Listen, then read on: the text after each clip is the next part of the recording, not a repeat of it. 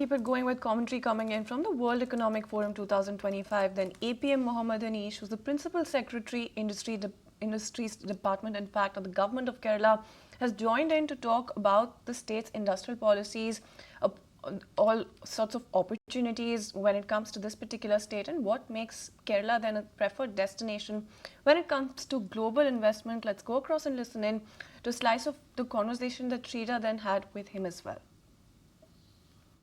Kerala, God's own country's burgeoning hub for IT, AI and robotics, and it's making a huge ecosystem as far as the skilled human resource is concerned. Joining us today is the Principal Secretary of Industries, Mr. Mohammed Hanish. Thank you for speaking to us, sir. Could you tell us about, in terms of what has been your focus sectors? I would like to know about where Kerala is now showing its prowess in IT. We also recently saw how HCL opened up its first delivery center in Kochi. That's right. Lots of IT companies have been coming over all over the state, and especially so in the designated IT parks as well. Now, global companies have been coming in. For instance, I.B.M opened up with just less than 50 staff members, and in 2 years' time, the number of staff members are verging on to 2,000. Similar is the case with several other global corporates as well. It's a very important question that I would like to ask.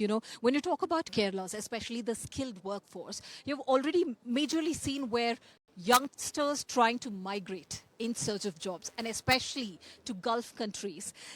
What is exactly the government doing to retain that skilled workforce? How are you trying to, tell the youngsters that you will have to stay back, or you have to stay back? What is the kind of ecosystem that Kerala government is creating? If you can have almost a replica of the kind of working conditions that you have in countries abroad, here in this country or the state of ours as well, why can't people come back? So what we have done is, after 10 years or 15 years of being an international, professional, thereafter, with the kind of, the entry of such international companies into our midst, these youngsters, young men and women, talented young men and women, come back to the state and strive to create an ecosystem of theirs wherein the same work culture can be followed with the great facility of being in your home place as well. That enhances the productivity. That also sees to it that the social balance is kept intact as far as the family lives are concerned. Right. Also, one last question I would like to ask you. Nearly after 19 years, that is after 2 decades, we see a Kerala pavilion right here in Davos. Swarming with investors, I should say. We never had a dull moment.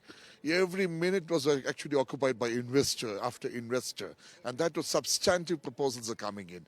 The result of which can be seen in the Invest Kerala Global Summit on 21st and 22nd February 2025 in Cochin. Most of these people have been invited here. We expect to be present in Cochin. Well, thank you so much, Mr. Mohammed Hanish, for speaking to Times Television Network. This is Shrija with Nilesh and Kamran in Davos.